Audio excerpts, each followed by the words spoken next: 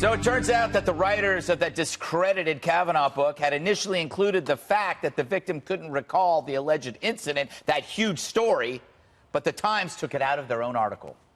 I think what happened actually was that, we had her name, and the Times doesn't usually include the name of the victim. And so I think in this case, the editors felt like maybe it was probably better to remove it. And in removing her name, they removed the other reference to the fact that she didn't remember it. It was just sort of an editing, done in the haste in the editing process, as you know, for closing the section. So this humongous detail disappeared in the haste of the editing process. That's like saying, in the haste of editing our piece on the maiden voyage of the Titanic in the North Atlantic in 1912, we left out the fact that it sank. This was no error. This was a business decision to turn a nothing burger of a story into sirloin steak. When the victim renounced her own victimhood, they left it out. What's worse, the reporters now blame the editors and the victim, suggesting substance abuse. How do they still have jobs? And what about Christine Ford's allies who threatened to smear one witness, Leland Kaiser, if she didn't back up her story? That's pretty huge, too. It's witness tampering. Somehow that got ignored as well. But this is the media. The only reason this hasn't happened to you, dear viewer, is that they don't consider you important enough to destroy.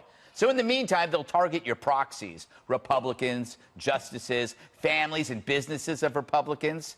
They shape the smear first, then they work backwards, erasing any fact that hinders their reverse engineering. And so Kavanaugh is a rapist becomes a foregone conclusion. In time, they'll do this to you if you ever make their radar, because the institutional media is in a panic. They're getting killed, and it's not homicide by Trump. Nope, it's all self-inflicted, suicide by their own arrogant, dishonest hands. Emily, it was interesting. The reporters gently threw the editors under the bus. And then when they talk about the victim not corroborating, she was probably drunk. You know what I'm sick of? I'm sick of being taken for an idiot. Me too.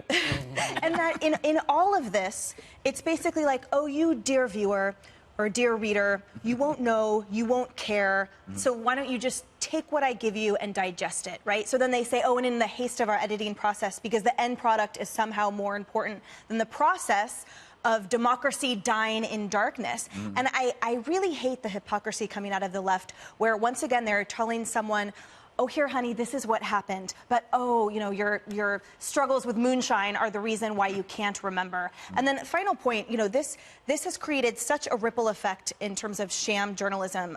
Just last month, it was solidified, a now professor, but one of Kavanaugh's classmates, sued Huffington Post over the article about Georgetown Prep being a free-for-all in a party environment. And their insinuations, or actually their declaration that he provided the drugs that RFK's son OD'd over. And in the retraction and the correction that HuffPo published, they literally defamed him more. And then they had to retract that. And now their story, by the way, does not even mention the death of David Kennedy and the OD in 1984. And so I think they basically dug a hole even deeper. Juan, in an effort to get tweeted by Donald Trump, I'm going to say to you that journalism is dead and the New York Times killed it. Yeah, I was listening and I heard you say that in the monologue, and I was surprised because the New York Times is highly profitable these days. Oh, yeah, it makes a lot of money lying to America. Well, but I'm just saying, they're hardly dead. I mean, that's a big company. Imagine if Hillary had been president.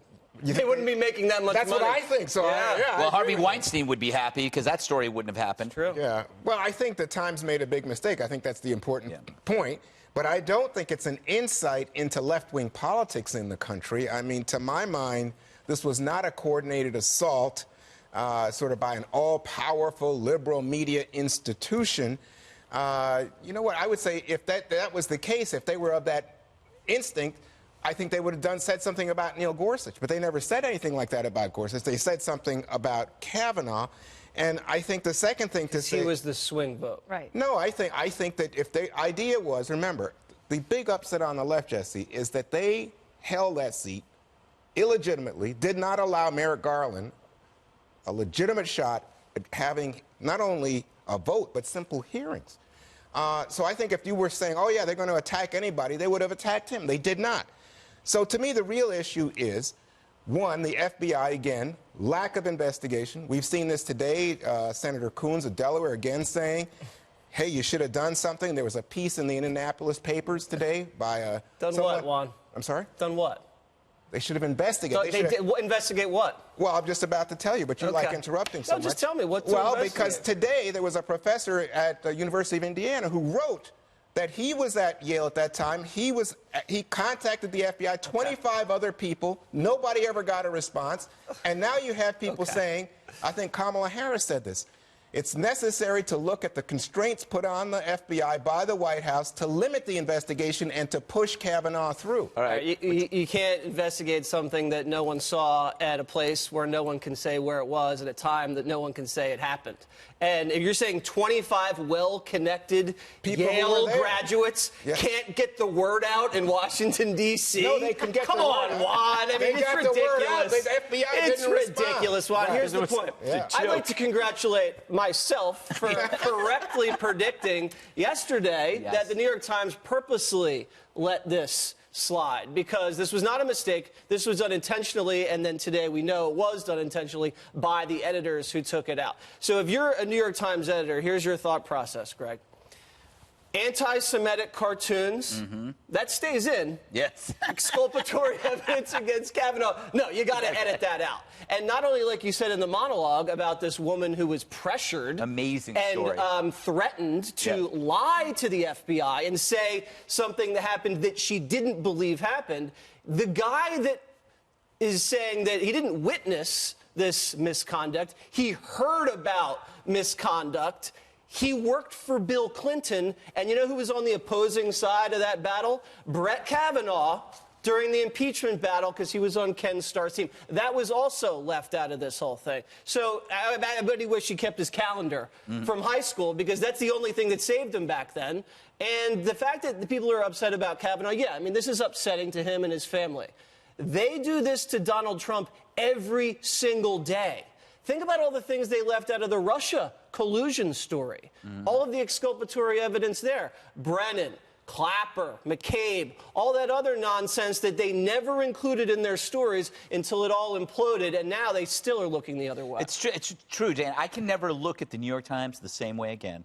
Well, you won't have to. Why? Because you have other options. Do I really? Because you are an American with lots of options, but I know what This you mean. Leland Kaiser story is huge. Yeah, but it's also, it tracks what she said a year ago. Yeah. At the same time, when she was like, well, no, wait, actually, no. It's like, it's almost the exact same story. So to me, she's obviously telling the truth.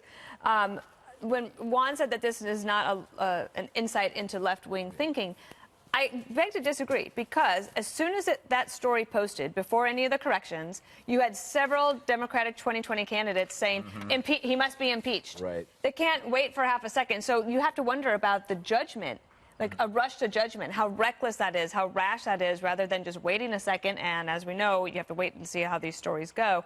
The other thing I would say about this whole thing is, in 2004 and 5 is when, I believe it was 04 and 05, Brett Kavanaugh was first nominated to the circuit court. In 05, I was one of the spokespeople for it. At the time, it was a very controversial nomination, but it wasn't about any of this. This was never brought up, not once. And Max Stier, he'd still gone to school with him. Right. He said what they went after him for in 2005 was torture.